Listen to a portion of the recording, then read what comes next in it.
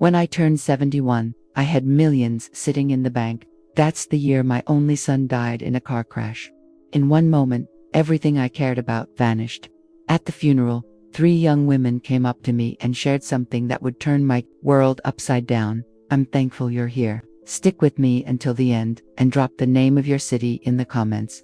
I want to see just how far this story travels. Not, my name's Elaine, and by the time I hit 71, I thought I knew what grief looked like. I didn't. The phone rang on a Tuesday morning in March. I was in the kitchen, same one where I used to make Daniel breakfast every day until he left home at 25. We'd sat in that kitchen talking about everything, his plans, his practice, the kind of doctor he wanted to be. When the call came, something in my chest tightened before I even picked up. Mrs. Winslow, this is Officer Harlan with the state police. I'm calling about your son, Daniel Winslow. Time stopped. After that, it was all medical language I didn't want to understand.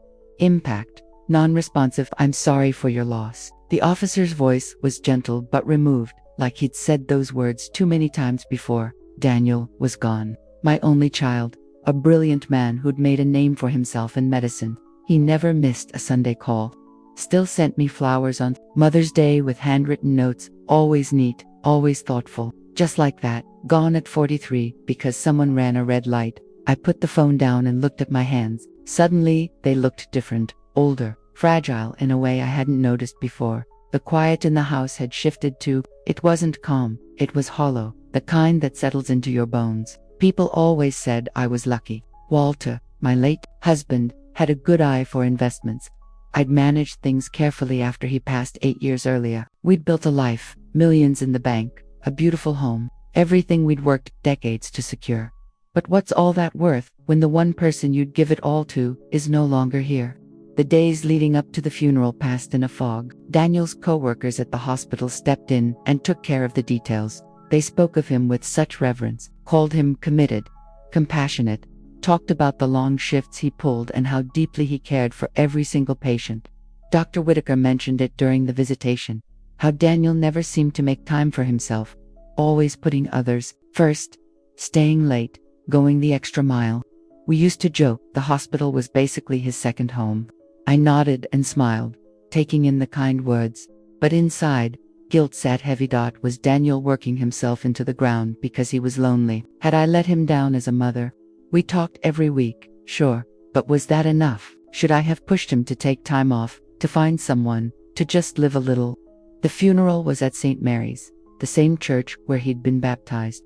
The pews were full, co-workers, patients, neighbors, people whose lives he'd touched. I sat up front in the black dress I'd worn when we buried Walter, hoping I'd never need it again. Father Claiborne spoke with warmth, honoring Daniel's devotion to medicine and faith, painting him as someone who lived to help others.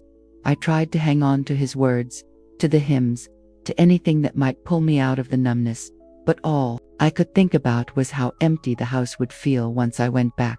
After the service, we headed to Everpine Cemetery. The April breeze had that edge of spring in it, the kind Daniel would have appreciated. I followed the casket slowly, Mrs. Alvarez right beside me, refusing to leave my side. At the gravesite, I listened as Father Claiborne said the final prayers. I watched them lower my son into the ground, and something inside me cracked in a way I knew was permanent. This wasn't how it was meant to be. No parent should have to bury their child. As people started to leave, they came over to offer their condolences. I shook hands, hugged those who needed it, thanked them for being there. Most folks had already gone when I saw them, 3 small girls, maybe 10 or 11, standing apart near a big oak tree, matching black dresses, too stiff and grown up for girls their age. They stood close, hands clasped, faces set with a kind of seriousness that didn't belong to children. But what stopped me cold was how they looked at Daniel's grave, not with curiosity, but with real sorrow. They moved toward the fresh grave slowly, almost like it was sacred ground. Each one held a single white flower, daisies, I think. They stepped up and laid them down gently, one at a time. The resemblance between them was uncanny. Same dark hair, same solemn brown eyes, same delicate faces. Clearly triplets. As they stood there in silence, one of them whispered something, so quiet, I nearly missed it. When I heard "Ba Daddy," it hit me like a punch to the chest. I must have made a noise, because all three girls turned to look at me. Their expressions shifted, first surprise, then something close to fear.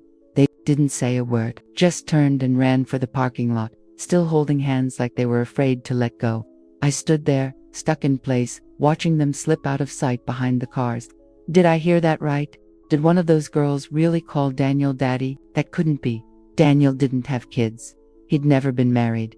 He would have told me, wouldn't he? Mrs. Alvarez gently pulled at my sleeve. Elaine, dear, let's get you home. It's been a long day. I nodded, but my eyes stayed locked on the spot where the girls had disappeared. Did you see those kids? I asked her. What kids, honey? She said. The three little girls. They were just here. She glanced around the cemetery, now empty and still. I don't see anyone, sweetheart. It's just us. Maybe the grief was messing with my head. Maybe I'd imagined the whole thing. But as we walked back to the car, I couldn't shake the picture of those three matching faces, or the voice, quiet and cracked, saying, "Bye, Daddy." That night, I sat alone in my living room, surrounded by sympathy bouquets and foil-covered casseroles from neighbors. The house felt too quiet. I kept replaying everything, the service, the people who showed up to talk about Daniel, but my mind circled back to those little girls. If Daniel had kids, I'd know, right? He would have brought them by at some point. Let Mom meet them. The whole thing sounded ridiculous. And still, how many late nights did he work? How many conferences was he always flying to? How many calls had he taken with that distant tone in his voice? Was there something he'd been hiding? Some part of his life he kept tucked away? The logical side of me said I was chasing shadows, that grief messes with your brain, makes you connect dots that don't go together. Those kids probably weren't even at Daniel's funeral. Maybe they were just visiting another grave nearby, but I couldn't unsee how they stood at his headstone, how carefully they laid those flowers down, and that voice, so soft, so full of heartbreak, saying goodbye to someone they clearly loved. As I turned out the lights and climbed the stairs, I made up my mind. Tomorrow, I'd go back to the cemetery. I had to know what I saw, even if it meant facing the truth that maybe my grief had shown me something that wasn't really there. If those kids had anything to do with Daniel, if my son had parts of his life I never knew about, then maybe I wasn't as completely alone as I'd come to believe. I didn't sleep that night. Every time I shut my eyes, I saw those three little faces. I kept hearing that soft "Bye, Daddy." By the time the sun came up, I was half convinced I was losing it.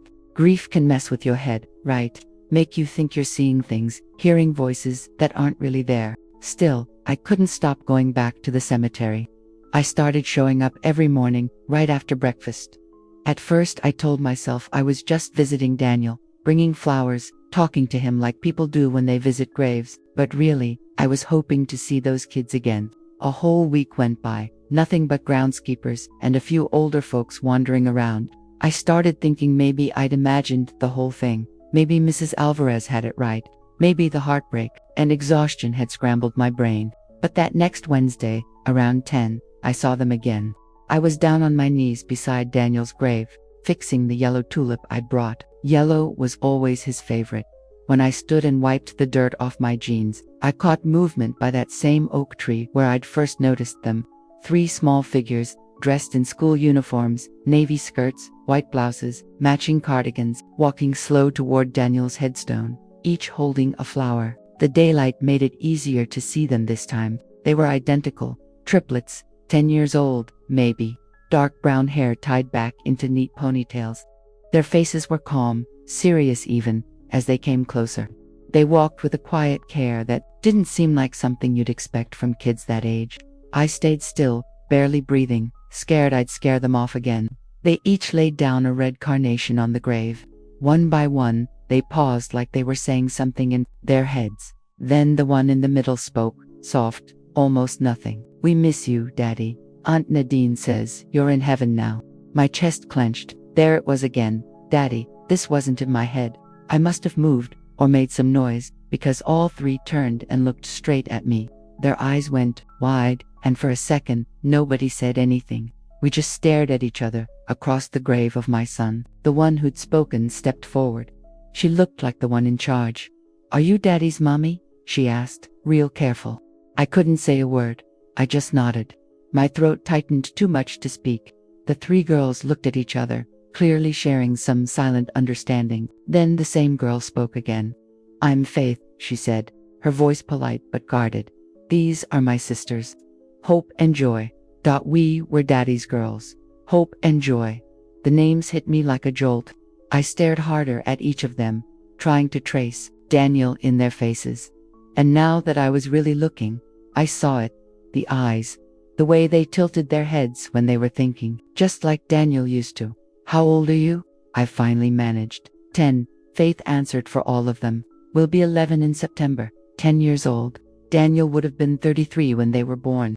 I tried to rewind back to that time, to search for any clue, any shift in how he acted, but everything in my memory felt normal. "Where do you live?" I asked softly. Another glance passed between them, this one more tense. "With Aunt Nadine," Faith said at last. "She looks after us now." "And where's Aunt Nadine today?" "She's working. She cleans offices downtown." "You're supposed to be in school," I asked. Hope's voice trailed off. "But ...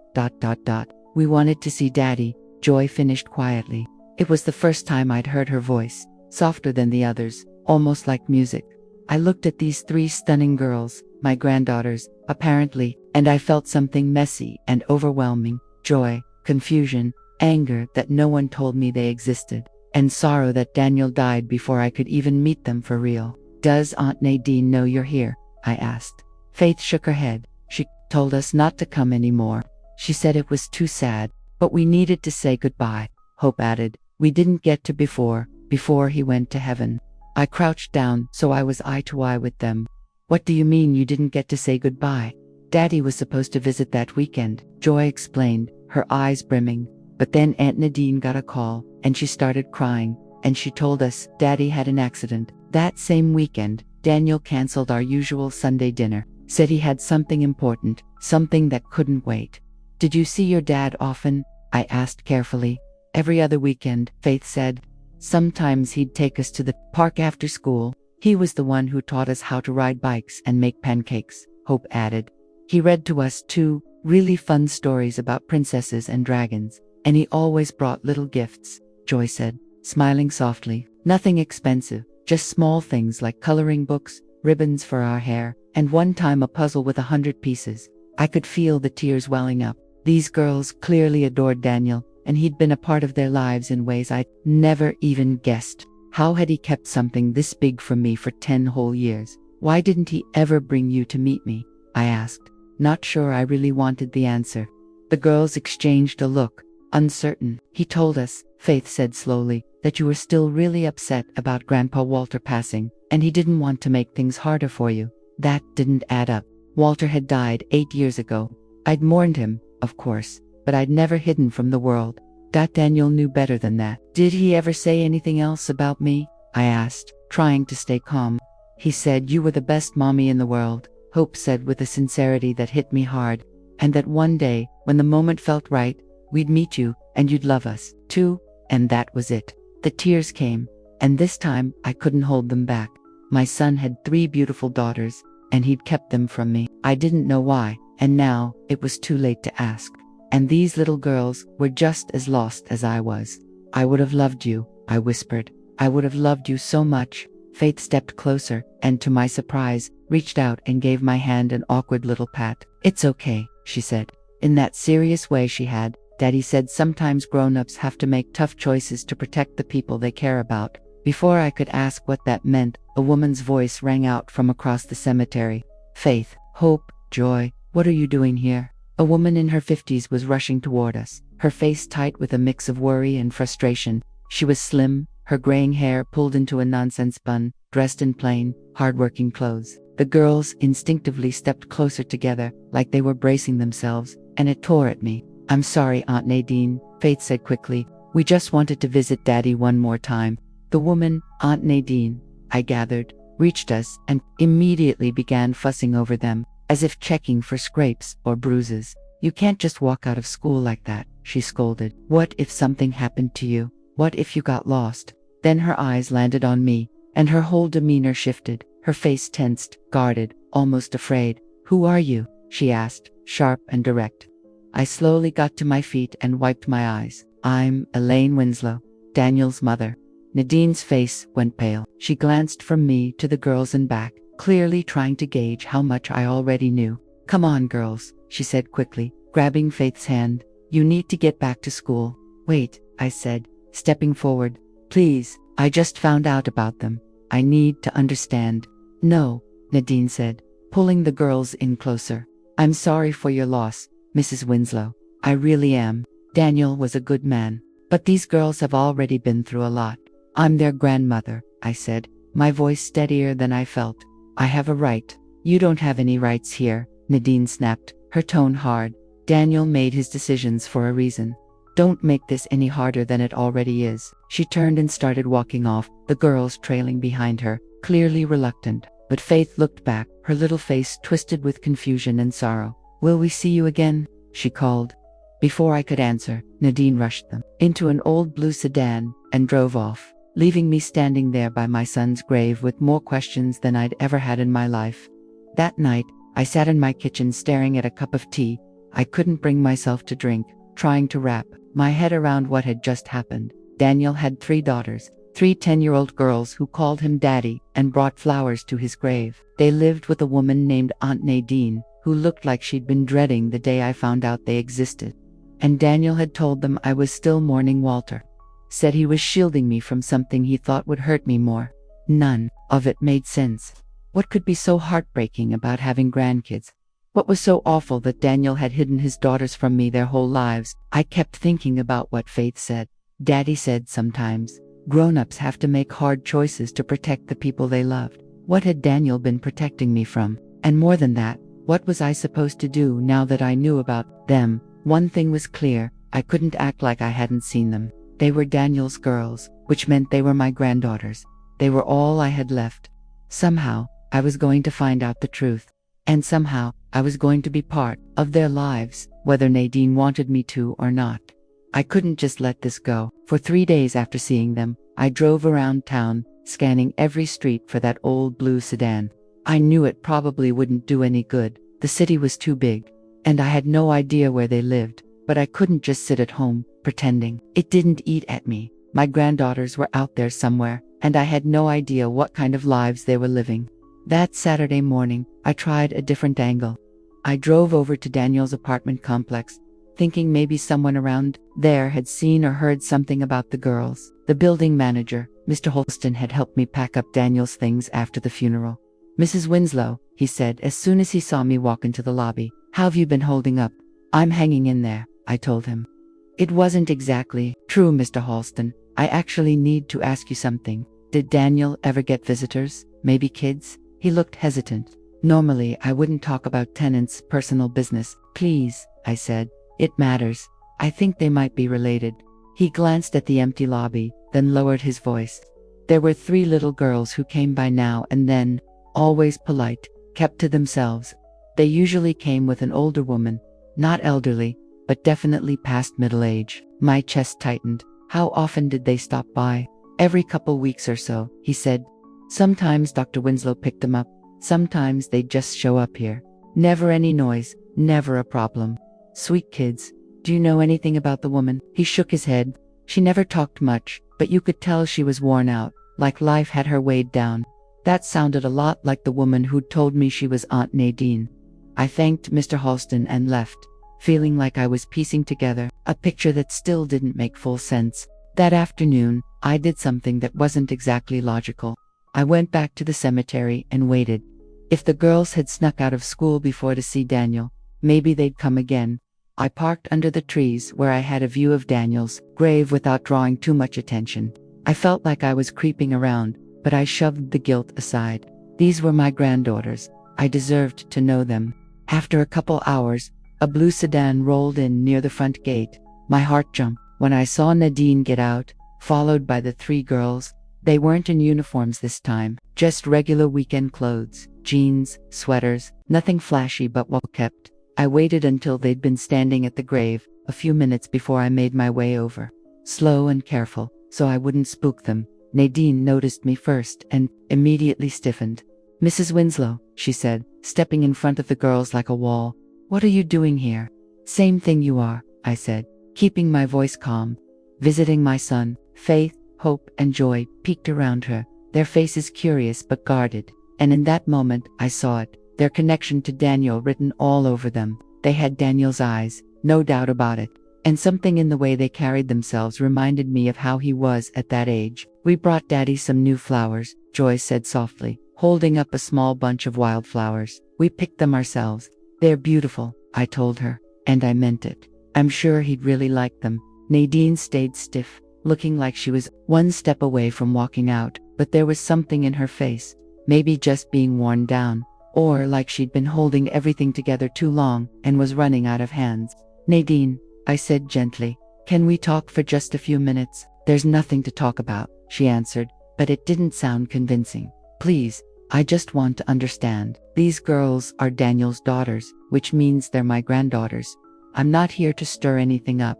I just want to know them." The girls didn't miss a word. They stood there, quiet but alert, and Faith stepped forward. "A little Aunt Nadine," she said softly. "Maybe we should talk to her. Daddy always said she was nice." Nadine looked down at Faith, and I saw something start to shift. She didn't say anything for a while, then let out a deep breath. "Not here," she said at last. "There's a diner on Oak Ridge Road. O'Malley's, you know it." I nodded. "I'll meet you there." "Give us 10 minutes, Nadine said. "And Mrs. Winslow, this doesn't mean anything's different. I'm just going to answer a few questions." 20 minutes later, I was in a worn-down booth across from Nadine, while Faith, Hope, and Joy split a plate of fries and chocolate milkshakes. It was a quiet Saturday afternoon, not many people in the diner, which gave us room to talk. "How long have you had them with you?" I asked softly. Nadine stirred her coffee without looking up. "Since their mom died, close to 4 years now." 4 years. I was stunned. Their mom passed when they were only 6. Nadine nodded. "Lenore was my sister. She had her struggles, mostly health stuff. Daniel did what he could, but after she was gone, there wasn't anyone else." I glanced over at the girls, laughing over something Joy had said. They looked happy, but there was something in how they moved, a kind of quiet carefulness, like kids who've learned not to ask for too much. "What kind of health problems?" I asked. Nadine's face tightened again. "That's not really the point.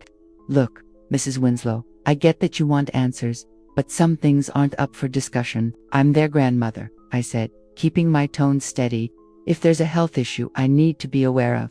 "You're not their grandmother," Nadine cut in, her voice sharp. "Not legally. Not in any way that counts. Daniel never married Lenore. Sure, he supported them. He loved those girls more than anything. But you don't have any legal rights over them."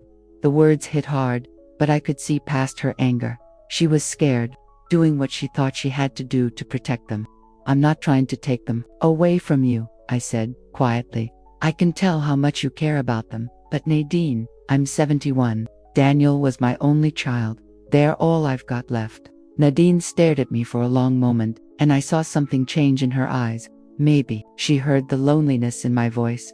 Or maybe she was just tired of carrying the weight alone. "Lenore had a genetic disorder," she finally said, her voice barely above a whisper. "Something that weakens the muscles over time. It's rare, and it runs in families." My chest tightened. I looked at the 3 girls, watching how they moved, how they held themselves. They looked fine, but I realized I didn't even know what to look for. "Do the girls have it too?" I asked. Tears welled in Nadine's eyes. "2 of them do, Hope and Joy. Faith seems okay so far, but we won't really know until she's older." The air seemed to disappear from the room. "My granddaughters, 2 of them, had a condition that would slowly weaken their muscles." "How serious is it?" I whispered. "It's manageable, with the right care, therapy, medications, regular checkups. But it's expensive, really expensive." Daniel had been helping with the bills, but now, she didn't have to finish the sentence. Daniel was gone, and she was trying to hold everything up on her own. I looked at Hope and Joy again, really looked this time. They moved a little more cautiously than Faith, and now that I was paying attention, I could see they wore out faster. Joy was slumped against the booth like sitting straight was a struggle. "Is that why Daniel kept them from me?" I asked. "Because they were sick." Nadine nodded slowly. "He said you'd already lost too much. He didn't want you carrying the weight of sick grandkids on top of everything else. He figured it'd be too much for me." Even after he was gone, I felt a flicker of anger at my son. "Too much for me. Did he really think I was that soft, that I couldn't love children who needed more than most? But then I looked at Nadine's drawn face, the careful way the girls moved, the heavy air around them like she was holding up the whole sky, and I started to get it. Daniel hadn't been shielding me from sorrow. He'd been trying to spare me the kind of heartbreak that doesn't let go. Maybe he was trying to spare the girls, too, from another adult who might not be built for the long haul. What kind of care do they need? I asked. Nadine seemed caught off guard. Physical therapy twice a week, checkups with specialists, medication to slow things down. It's not just the cost, though that's a big part. It's the scheduling, the energy, making sure they move enough to stay strong, but not so much they wear themselves out. And you've been doing all this by yourself, I said. I work nights cleaning offices, she said quietly. It lets me take them to appointments during the day, but it's a lot. They're sweet girls. They don't complain. But I worry all the time. I watched Faith carefully cut Joy's food into small bites, saw Hope hand her a napkin like it was second nature. These girls had learned to care for each other in ways that tore right through me. Nadine, I said slowly, what if you didn't have to handle this on your own anymore? She looked at me sideways. What are you saying? I'm saying, what if someone could cover the medical bills, drive them to every appointment, bring in the best doctors, make sure they have everything they need? Mrs. Winslow, Nadine said, her voice cautious. If this is about money, I cut her off. I'm talking about family. I'm talking about these girls having a grandmother who loves them and wants in. I'm talking about you having someone in your corner instead of carrying it all alone. Nadine looked at me for a long time, then at the girls, who were pretending not to listen but didn't miss a word. It's not that simple, she said finally. Maybe it could be, I said. Maybe we can figure it out. Just then, Faith slid out of the booth and came to stand next to me. She looked up with those serious brown eyes that had Daniel written all over them. Are you really our grandma? She asked, her voice low. My throat clenched. Yes, sweetheart, I really am. And you want to know us? Even though Hope and Joy are sick. The way she asked, so straight, so clear, knocked the wind out of me. A 10-year-old asking what her father had struggled with for years, especially because they're not well, I said, gently reaching for her hand. That's what family's supposed to do, look out for each other. Faith watched me closely for a few seconds, then gave a quiet nod like she'd made up her mind about something. I think Daddy would have liked that, she said. Across the table, I heard Nadine exhale, shaky and unsure. When I looked her way, her eyes were glassy. This is all moving really fast, she said. It doesn't have to, I told her. We can slow it down, take it one step at a time. But Nadine, please, don't push me away. Those girls are all I've got left. She didn't say anything for a while, just kept turning her coffee cup in her hands, like it might tell her what to do. Then, finally, she looked at me. They'll need time to get used to you, and you've got to know what you're stepping into. This isn't just about baking cookies and buying birthday presents. It's about doctor visits, fighting with insurance companies, and watching kids you love go through something that'll be with them forever. I get it, I told her, even though I probably didn't. Not really. And if you change your mind, if it gets to be too much, you don't get to bail. These girls have already had enough people leave them behind. I looked at Faith, still standing, close to me, then at Hope and Joy, sitting quiet, locked in on us like they'd learned grown-up conversations always meant something big. I won't walk away, I said, steady and sure. They're my granddaughters, Daniel's daughters. Their diagnosis doesn't change. That Nadine gave a slow nod, like she was agreeing to something she wasn't sure she could handle. All right, she said at last. We can try, but it has to be on my terms, my pace, and what the girls need comes first. Always, always, I said. For the first time since Daniel died, I felt something flicker in my chest, something that almost felt like hope. I had granddaughters, 3 strong, beautiful girls who needed someone to care, someone to fight for them. And maybe, just maybe, they needed me too. We set the first visit for the next Saturday.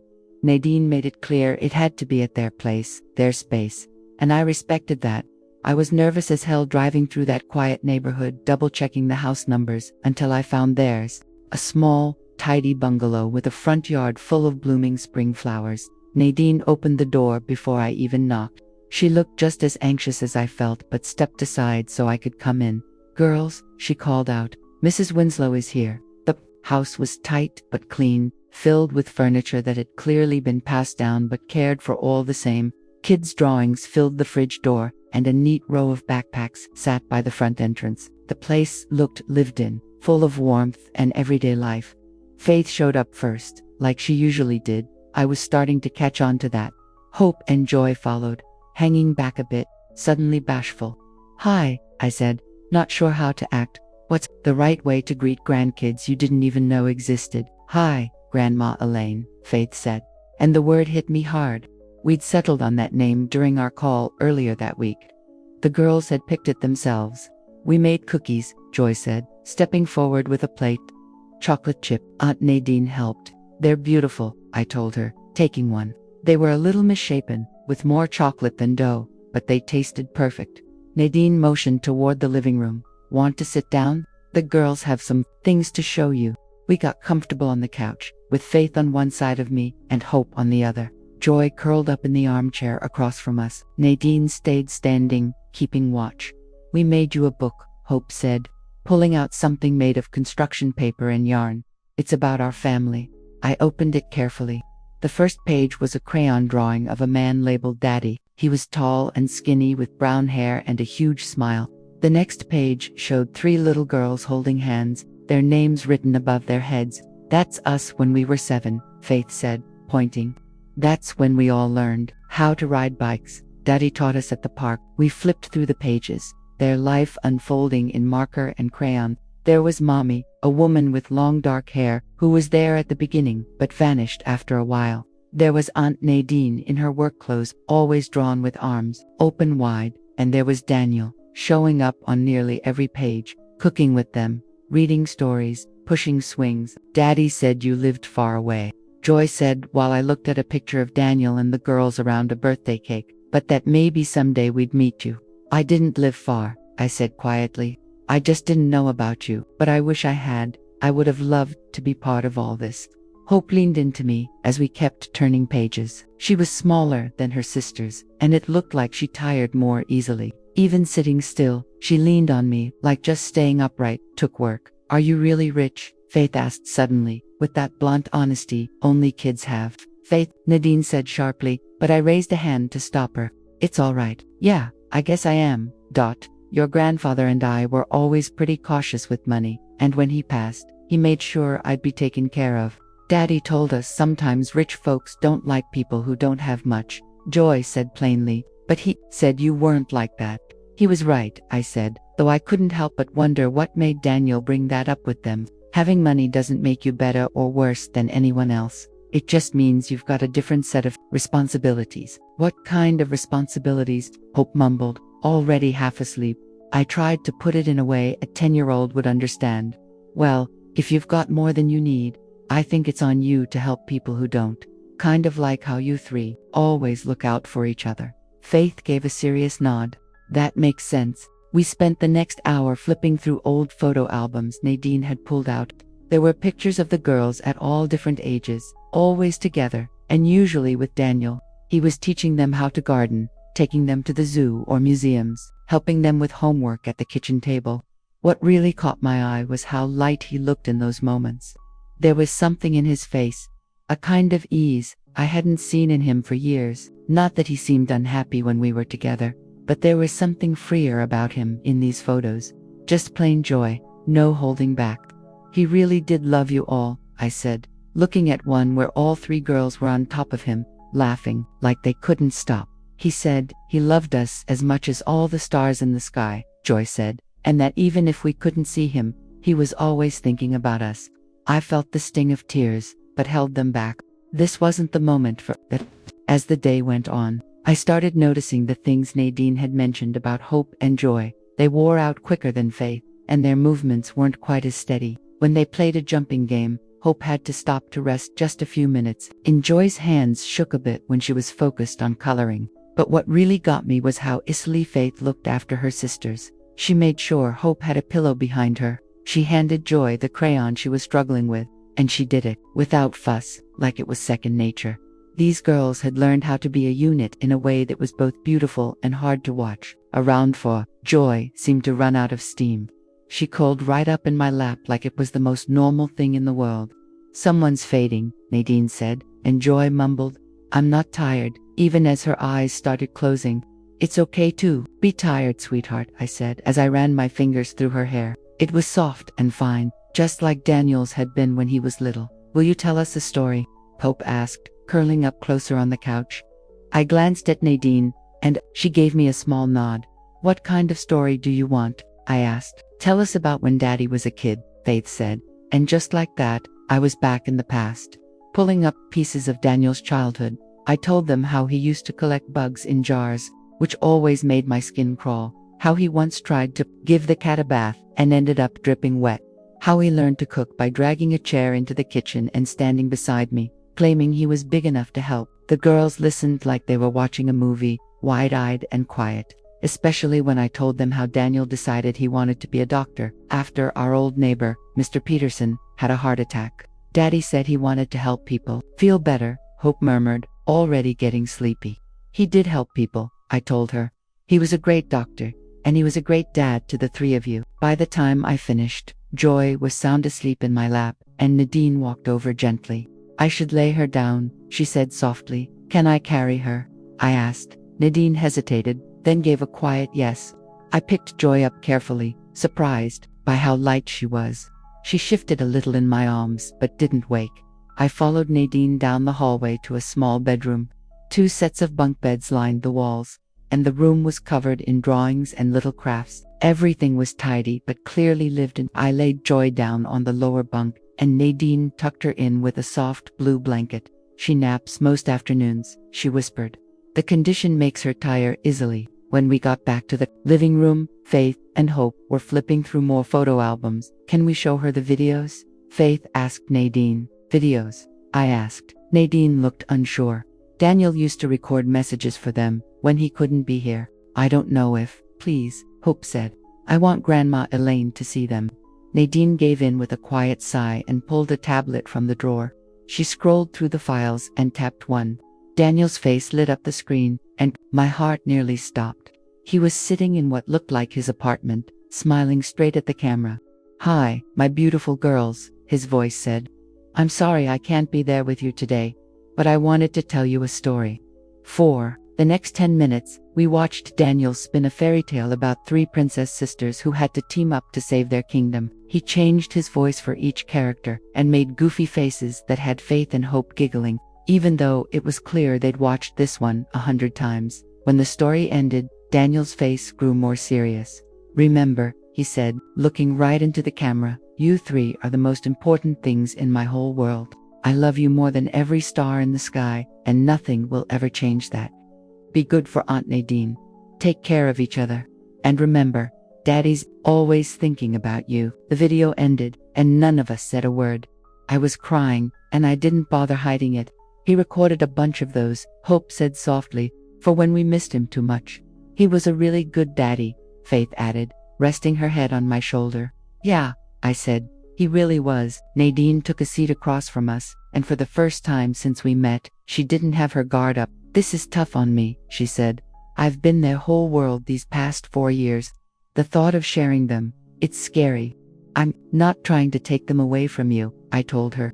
I see how much you care about them, how much they mean to you. But Nadine, wouldn't it help to have someone else in this with you?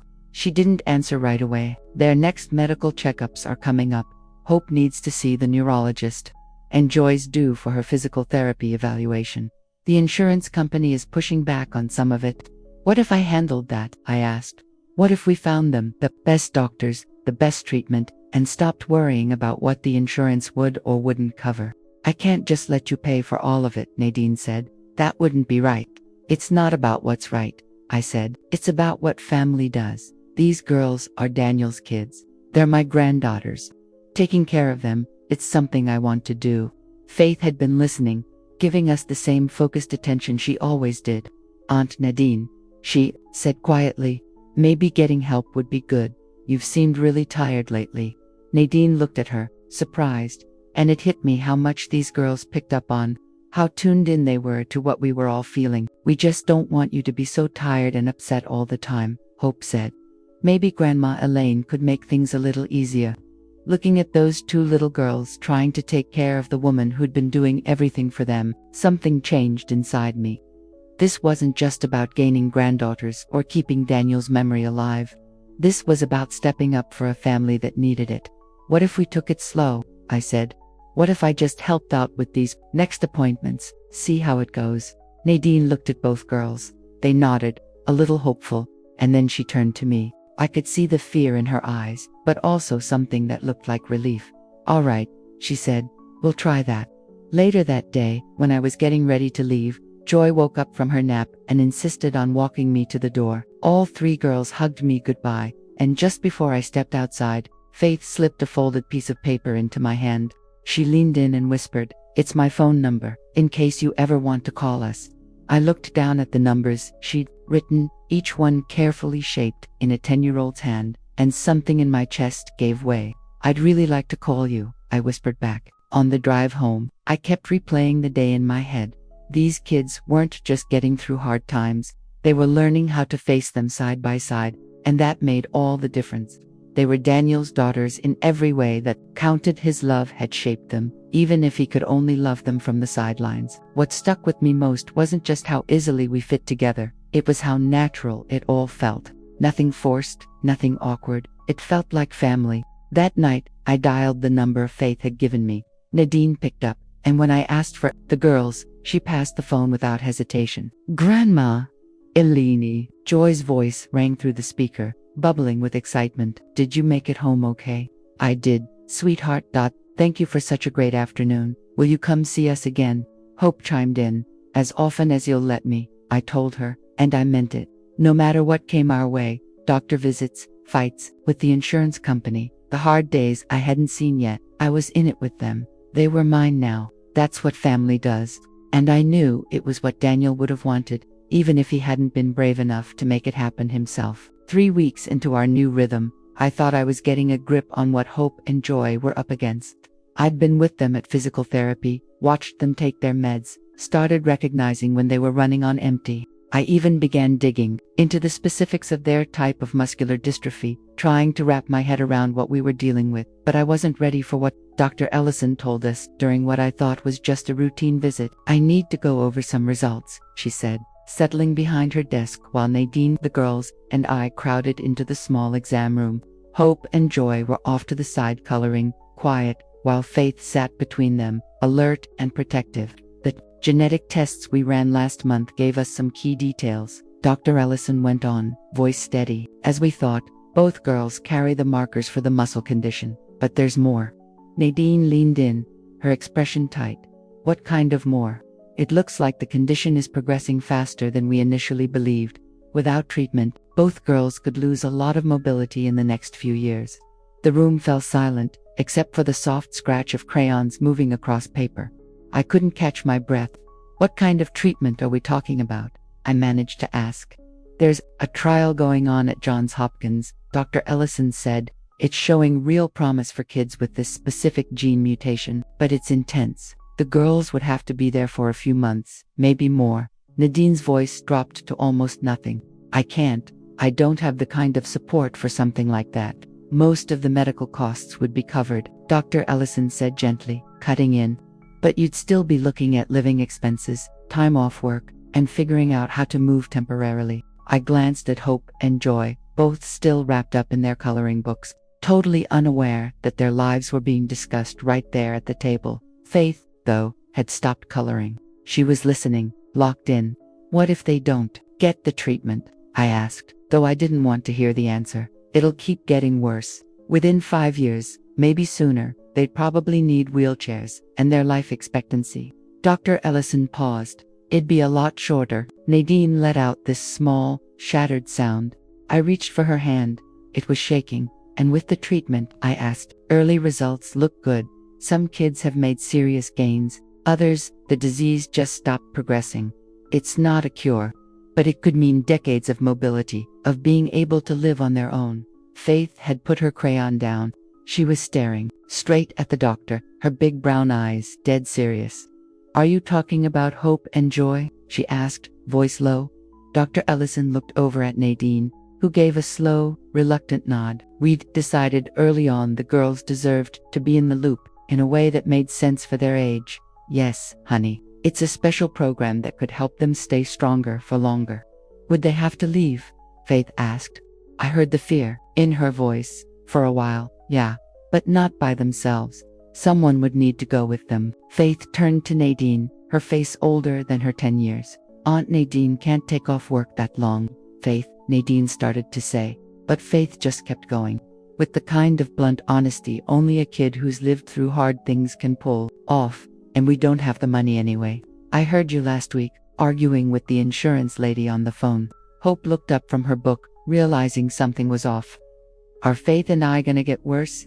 Joy, Hope said softly. You meant Joy, right? Faith said. But I saw the tears start to build in her eyes. Are our girls really going to get worse? The room went quiet. Dr. Ellison turned to Nadine, who looked like she couldn't get a single word out. I ended up speaking first. Not if I have anything to do with it. Everyone's eyes went straight to me. Nadine gave a small shake of her head, trying to tell me not to say something I couldn't back up. Mrs. Winslow, Dr. Ellison said slowly, this is a serious commitment. The program usually runs 6 to 8 months, sometimes more, and it's not just about money. I know that, I said, meeting Nadine's eyes, but these girls are my granddaughters. If there's a treatment that might help them, then we're doing it. Elaine, Nadine said quietly, you don't get what you're signing up for. Months, away from home, constant doctor visits, being responsible for them every hour of every day while they go through this. Then come with us, I said. All of us. We'll rent somewhere close to the hospital. I'll bring in top nurses, hire teachers to keep them on track with school. Whatever they need. Nadine just looked at me. I can't let you do that. You're not letting me do anything, I said flat. This is my choice. These girls are my family. Hope had been listening, her face getting more and more tense. She slipped out of her chair and went over to Nadine. Aunt Nadine, she said softly, is this about money again? Nadine's expression cracked. It's not just the money, honey. It's about what's best for you and Joy. What's best is that we stick together, Faith said, stepping next to Hope. All of us. Joy didn't fully understand what was going on, but she followed her sisters. Soon, the three of them were huddled around Nadine's chair. We don't want you to be scared all the time, Joy said, touching Nadine's arm with a clumsy kind of care. Maybe Grandma Elaine's right. Maybe it'd be better if we all helped each other.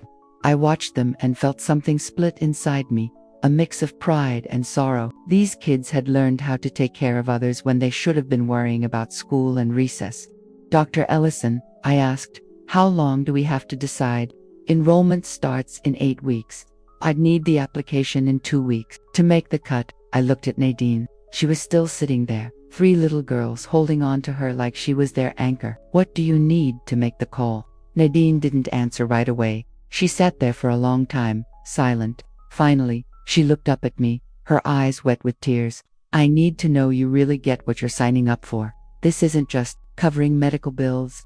This means stepping in for 2 very sick kids, for months, maybe longer. It means being there through the painful treatments, through setbacks that'll break your heart, and still finding ways to lift them up. And it means Faith, she said, turning to the third triplet. She needs support too, watching her sisters go through all of it. She needs to know she's just as important, even if she's not the one in the hospital bed. I crouched down, looking at all 3 of them eye to eye. Faith, Hope, Joy, I said carefully. If we move forward, it's going to get tough. There'll be days when hope and joy feel like lies, when fear or sadness fill the room. But we'll deal with it together, like a family. Will we stay together through it all? Faith asked. Every single day, I told her. Even when it gets hard, Hope asked. Especially when it gets hard. Joy, quiet until now, suddenly stepped in and hugged me tight. I don't want to get worse, she whispered into my shoulder. You're not getting worse, I told her, holding her as close as I could. We're going to fight this with everything we've got. That night, back at Nadine's place with the girls asleep upstairs, we sat at her kitchen table with cups of tea going cold between us. There's something else you need to hear, Nadine said softly. About why Daniel kept them from you. I stayed quiet, knowing this mattered. Lenore didn't just die from the condition, she ended her own life. Her words hit like a punch to the chest. What? She couldn't face what was happening to the girls. Watching the same symptoms show up in them, she was terrified of their future. She knew they'd inherited what she had. One night, she just couldn't do it anymore. I stared at Nadine, trying to take it all in. The girls don't know. They think she passed from complications, which technically isn't a lie, but Daniel took it hard. He blamed himself for not seeing how deep her depression had gotten. That's why he kept them from me, I said as it all became clear. He didn't think I could handle it either. Nadine nodded. He said you'd already lost your husband, that you didn't need the weight of sick grandkids too. He thought he was protecting you. I thought about my son living with this for years, trying to hold it all together, for them, for her, for me, while hiding a pain he thought would destroy me. He was wrong, I said at last. Not about Lenore's pain.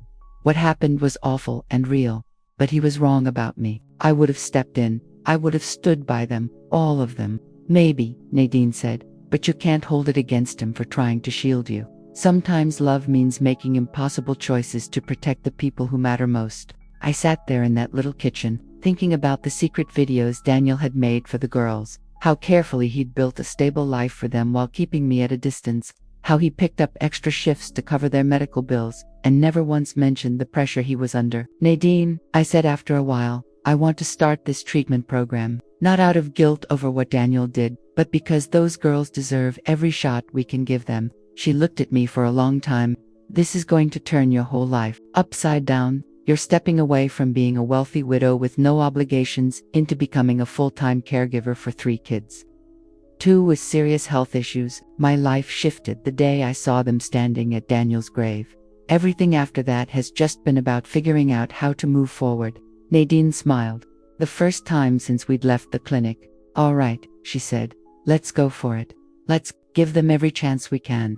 Driving home that night, my head was full of everything still ahead, telling the girls, packing up and moving to Lexington for months, the uphill battles waiting for us. But more than anything, I kept hearing Joy's quiet voice in my head saying, I don't want to get sicker. And I could still feel my answer, sharp and certain. You're not going to get sicker. I'd made a promise to my granddaughters, and I meant to keep it. No matter how hard, how long, how costly, it didn't matter. We were going to fight for their futures. That's what Daniel would have wanted. That's what those strong, sweet girls deserved. And that's what family does. We show up when it matters most. The next morning, I called Dr. Ellison's office and told him to move forward with the application. Then I got in touch with my financial advisor and told him my priorities were about to change. For the first time since Daniel passed, I felt like I had something that truly mattered to live for. A year and a half later, I stood in our kitchen, in Lexington, watching Faith help Joy through her physical therapy, while Hope played piano in the next room. Laughter and music floated through rooms that had been too quiet for too long. And I realized I couldn't even remember what silence used to feel like. The treatment program was just like Dr. Ellison warned, grueling, overwhelming, heartbreaking at times. Some days, Hope and Joy were too sick from the meds to even get out of bed. Some days, Faith felt invisible because all our energy went into taking care of her sisters.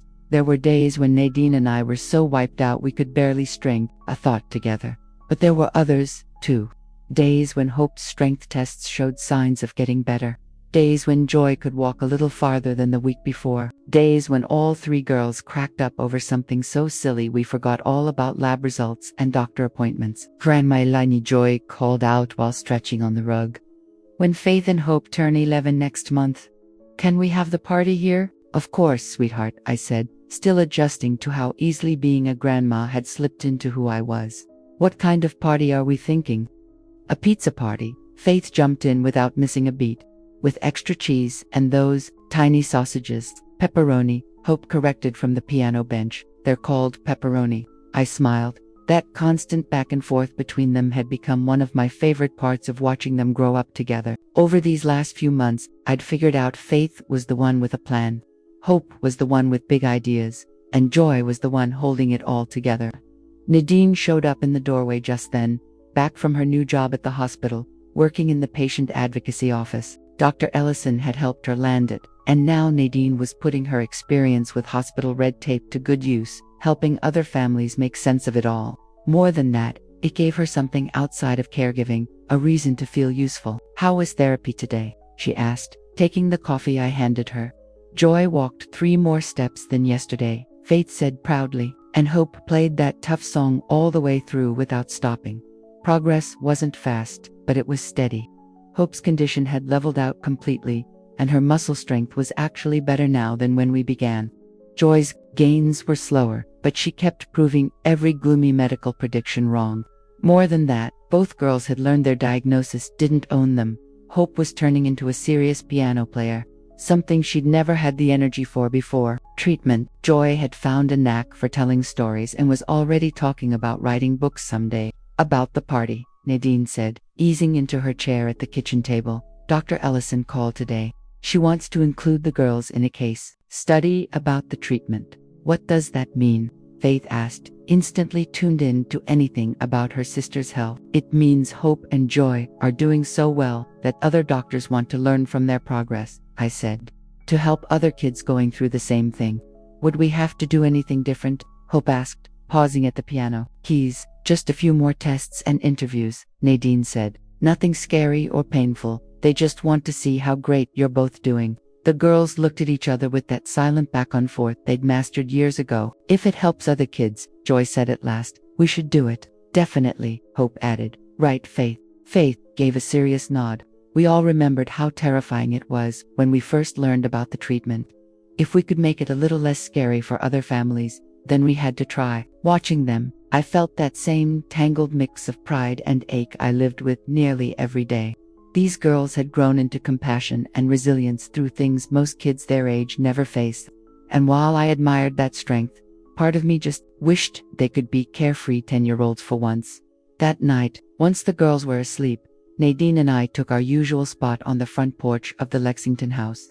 Something we did most evenings. The street was quiet, filled with those soft summer sounds that reminded me why this in-between place had started to feel like home. "The real estate agent called today," Nadine said softly, "about the house back home.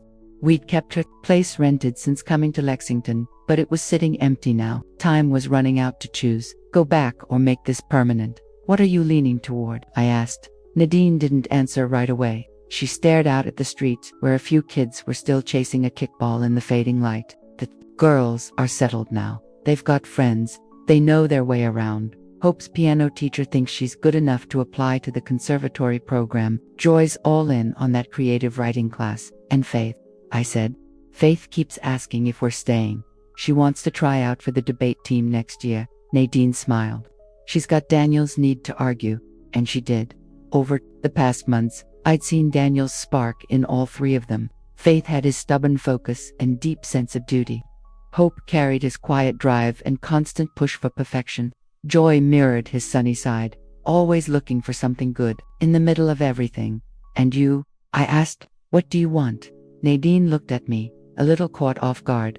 "What I want?" I nodded. "When's the last time someone asked you that?" She didn't speak for so long, I figured she might not answer at all. Then she said, "I want the girls to be happy. I want them to be healthy. I want them to have all the chances they should have." "That's what you want for them," I said softly. "What do you want for yourself?" Her eyes filled. "I want to stop being scared," she whispered.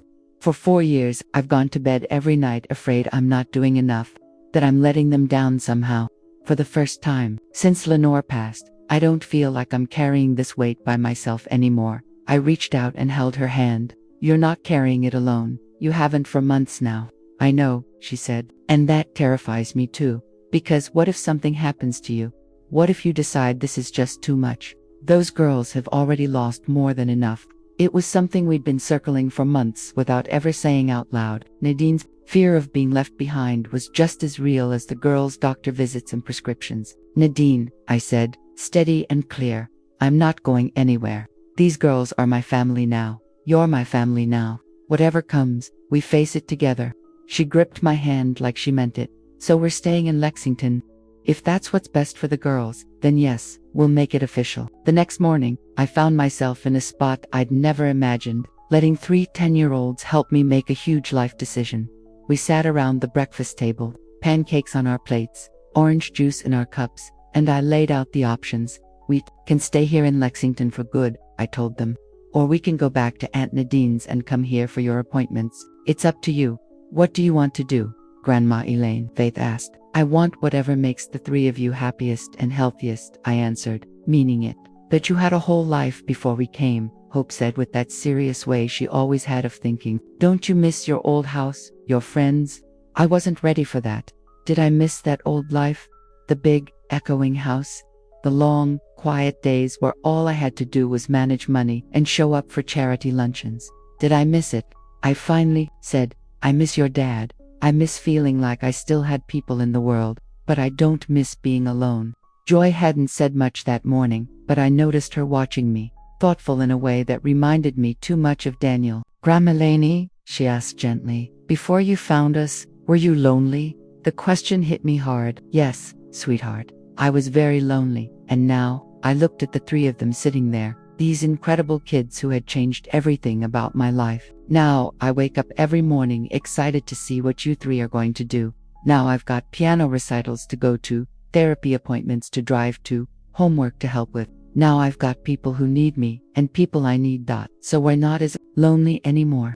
So we make each other less lonely. Faith said, content acceptly.